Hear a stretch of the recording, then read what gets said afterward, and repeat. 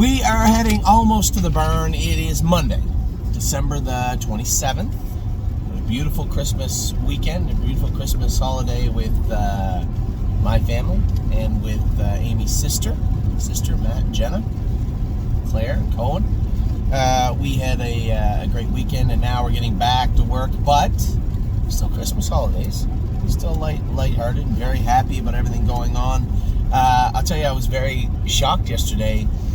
I happened to open my email, so every time any of you guys buy a share or trades hands, I get like a digital receipt. It says so-and-so sold a share to so-and-so, or so-and-so bought a share from the stable, or whatever, and I was shocked. I went on and looked. You guys bought out, sold out Real Fear and Cunning Connie, and the weirdest thing was Cunning Connie, there is exactly 50 owners in Cunning Connie. That's the biggest ownership group, singular ownership group we've ever had, I think, on one horse. So 50 people. You'll have 49 partners on Cunning Connie if you want to share her right now. So that's impressive. Not surprised these two horses sold out. Man, they look really, really good on open house day. And that was the other thing. I was looking for feedback from everybody on the open house. I know in past years I simply couldn't have put the open house on the 24th. It's too late in the year. For a number of reasons I couldn't do it. Although it's not what I would say normal. There's no racing on Christmas Eve. I'm interested to see what you guys thought. I know a couple of people are running around and couldn't watch it live, and I was upset about that. Sorry about that. The weather did, for the most part, cooperate. So it was a good day all around. See, the more time you give those Harrisburg horses to look good, obviously the better they will. And very happy with the way all of the horses went. I know there was some breaks, and a couple of people said, "Why?" I marked, obviously graded all the horses in that long yearling video I did for you guys. And a couple of people were whether they were partners or one person that had sent us a horse was like, "No, that's not right. That horse should have had a better grade than that." When it comes to grading system, it's simple. I want to see what the horses are doing now, and then obviously my expectations of those horses and how I need them to perform in the future. All that goes into that grading. And even though there may have been some horses marked higher that finished further behind other horses, it wasn't yesterday. It wasn't Friday's grade. It was an overall grade right now, in real time at Christmas. I thought it was fair.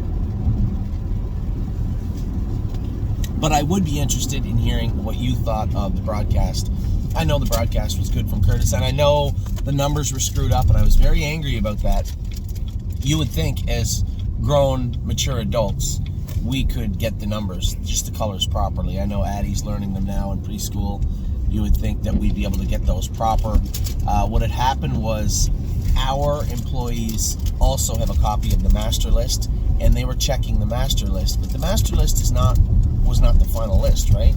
The final list, if you'd have looked the day before in the morning, the master list for those colors would have been different than what Kelly had put out, or I guess 2 days before. So there was a little discrepancy there. I should have printed off all the sheets from the Facebook page, put them in the barn, and then that people could go by that. But anyway, I didn't realize there was a discrepancy. It's not the end of the world, but it was frustrating. But overall, I'd like to know what you thought of the date of the open house. I don't know. I know there was some issues with Christmas Eve. You know, people are trying to get shopping done and getting on the move and getting stuff done, or visiting in-laws or whatnot. And there may have been a little problem there, but for the most part, I thought it was a pretty good broadcast and a pretty good date. Everybody was happy. I love that when everybody's happy. So, interested in your thoughts on that. As I said, I was pretty interested to see Cunning Connie and Real Fear sell out. Not surprised, pretty interested. And then obviously we're getting back into the swing of things, right? Two very important items is today's races. We have 7 horses going postward in 2 countries, 1 province, 2 states. So it'll be a pretty good day today. We get Jazzy Judy racing first at 5 o'clock. She's going into open competition. So I'm interested. She's picked to win, but it's a stiff enough bunch. There's no gimmies there. So I'm interested to see what's going to happen with our girl, Judy. Just taking a look at some of the horses. I was told one of the horses tripped and fell down today. I'm sure she'll be fine.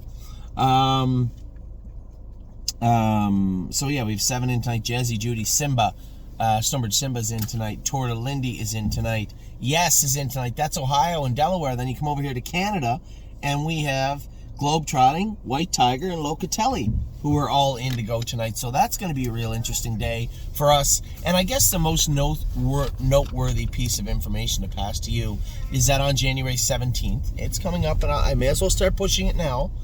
On January 17th, we have the sale, the mixed sale at the Meadowlands. A lot of people still looking. Hey, Anthony, you know, I like what you guys did buying Locatelli. It looks like it's working out. Are you looking at buying something like that? Well, we're looking. We're always looking. I think we did a great job with Swan's Honey. I think we did a great job with LD's Patrick. But those horses are not Locatelli, right? So are we looking for any more numbers and 1 numbers, 2 horses? Geez, we have Rose Above It, Prairie Fire, qualified and about to qualify here in Ontario. Do we need to buy another maiden trotter? Probably not right now, I guess. But that numbers of 3, numbers of 4, meaty curve, if there's a pacer or a trotter that fits in there, yes. And for sure, there's a number of horses that fit a similar profile to that fit a similar profile to Locatelli. So we will be. Now I'm going to have Kelly send out a form. This week, seeing if people want to buy into what we're doing at the mix sale. Maybe I'll take you guys down to Mummy's Barn, right? We'll get Mummy's drink tour, and then you can get out there. Read my book. Read your book. Take care of your sister. So yeah, we're gonna have this form go out, and I think there's Mom right there. Didn't Maddie have daycare? Where are you going?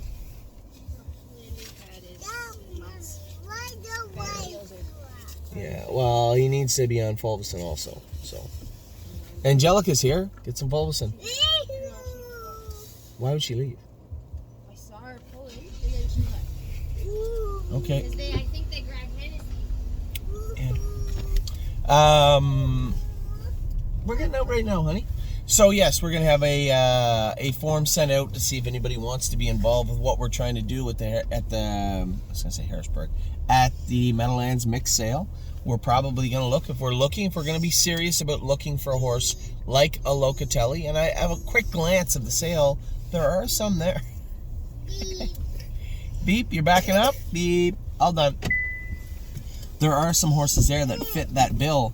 But again, we have to be prepared. When we're buying, I said this the other day in a video, but it's very important that everybody understands this.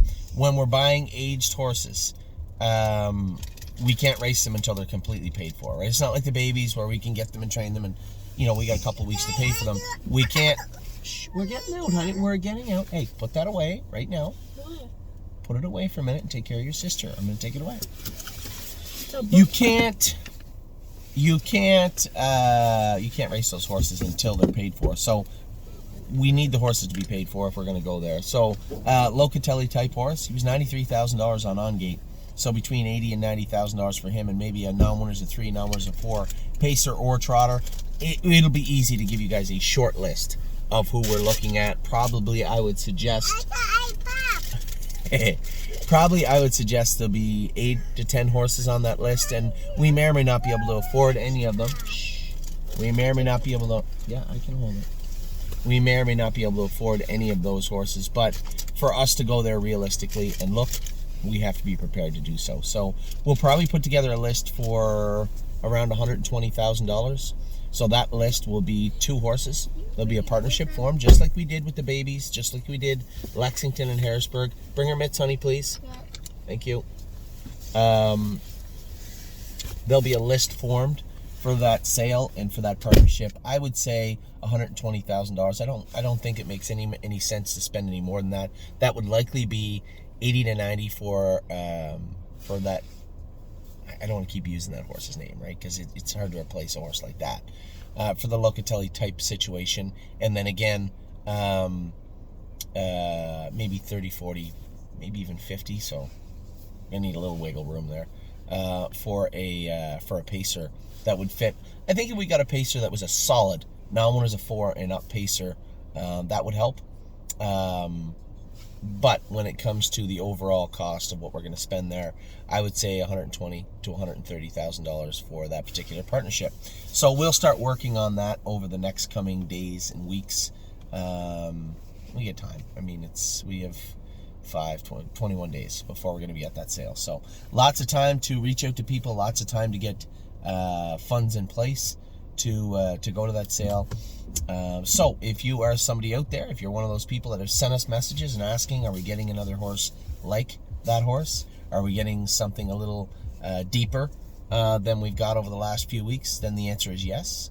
But that will be backed by popular demand. So let me know if you want in. I will have Kelly put that form up, and we'll be circulating that form for the next couple of weeks. It would be nice to get that money in place. So for me, for the kiddies, for everybody out there who had a wonderful Christmas, and the people that maybe didn't. For the people that didn't, chin up. Things will get better. For the people that did, Merry Christmas. I hope you all have a happy new year. It is a wonderful snowy day here in Ontario, Canada. Take care.